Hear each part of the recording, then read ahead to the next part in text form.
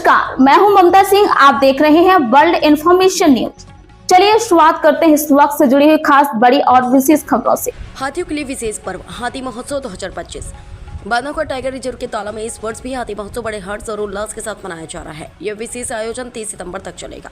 मुख्य वन संरक्षक एवं क्षेत्र संचालक अनुपम सहाय ने जानकारी देते हुए बताया कि यह महोत्सव हर वर्ष हाथियों के उत्साहवर्धन और उनके स्वास्थ्य लाभ के लिए आयोजित किया जाता है। इस दौरान हाथियों से किसी भी प्रकार का श्रम नहीं कराया जाता, बल्कि उन्हें केवल आराम और स्वादिष्ट भोजन दिया जाता है। हाथियों का विशेष ख्याल, हाथियों को केले, नारियल, गन्ना, सेब, मौसमी फल, विटामिन युक्त रोटियां एवं उनकी पसंद का भोजन उपलब्ध कराया जा रहा है। महोत्सव के पूरे 7 दिनों तक हाथी बिना किसी काम के केवल विश्राम करते हैं। हाथियों की देखभाल करने वाले महावत और चारा काटने वाले कर्मचारी भी इस अवसर पर एक दूसरे के साथ समय बिताकर आराम महसूस करते हैं। अनुपम साहे का कहना है कि यह विश्राम काल हाथियों के लिए बहुत उपयोगी साबित होता है। जब वे पुनः अपने कार्य पर लौटते हैं तो और अधिक उत्साह एवं ऊर्जा के साथ कार्य करते हैं। बांधवगढ़ के हाथियों की झलक।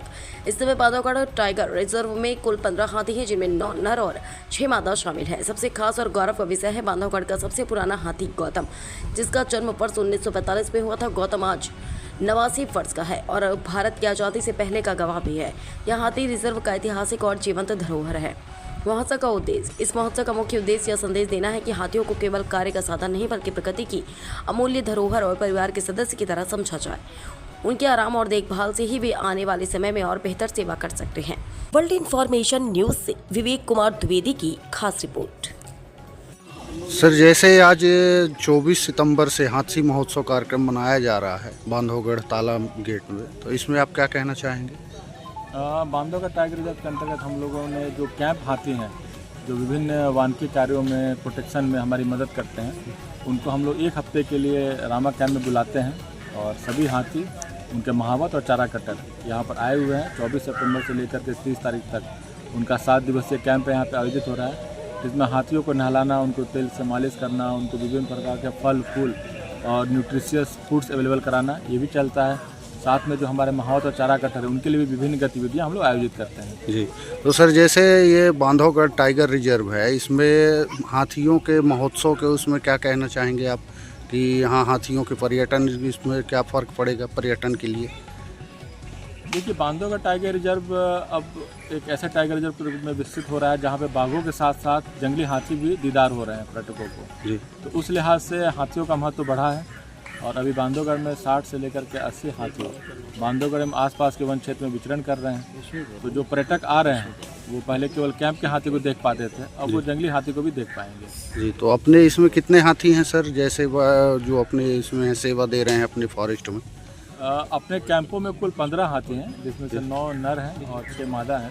ये 15 हाथी जो है विभिन्न आयु वर्ग के हैं और ये विभिन्न कैंपों में रहते हैं और वहाँ के आसपास के वन क्षेत्र की गश्ती में अपनी मदद करते हैं। तो सर, ये प्रत्येक वर्ष 24 सितंबर से 30 सितंबर तक मनाया जाता है, कोई इसके दिन में वो रहता है?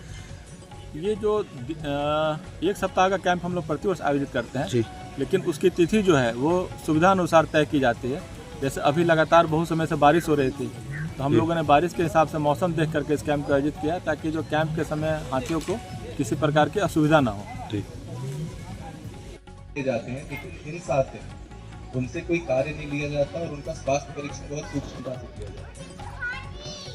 तो क्योंकि नवरात्रि भी चल रही है और हम, क्योंकि हमारी संस्कृति में हम हाथी को गणेश जी का एक गणेश जी भी देखते हैं, उनमें गणेश जी से बहुत उनको हम उनकी रिस्पेक्ट करते हैं, उनको पूछते हैं।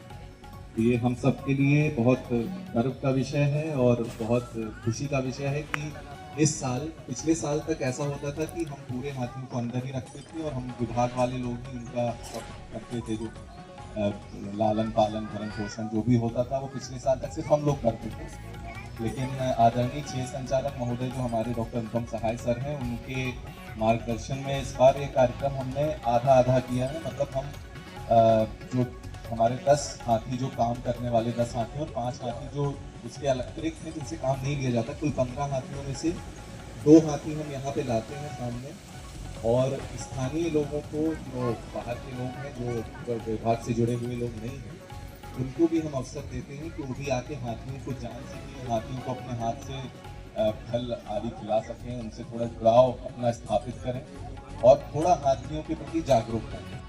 है जो स्वभाव में सरल, बुद्धिमान, वैश्य नहीं होते हैं, लेकिन वह अपने बचाव के लिए आक्रामक करते हैं, खासकर जब वह घायल, परेशान या बीमार हो। भारत में एशिया हाथियों की एक महत्वपूर्ण जनसंख्या है। इसे वह भारत में हाथियों को विरासत पशु के नाम से भी जाना जाता है। हिंदू धर्म में हाथी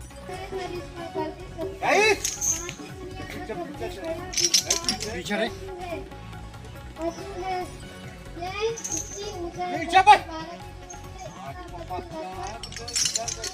टन होता है। यह और शांत रहता है।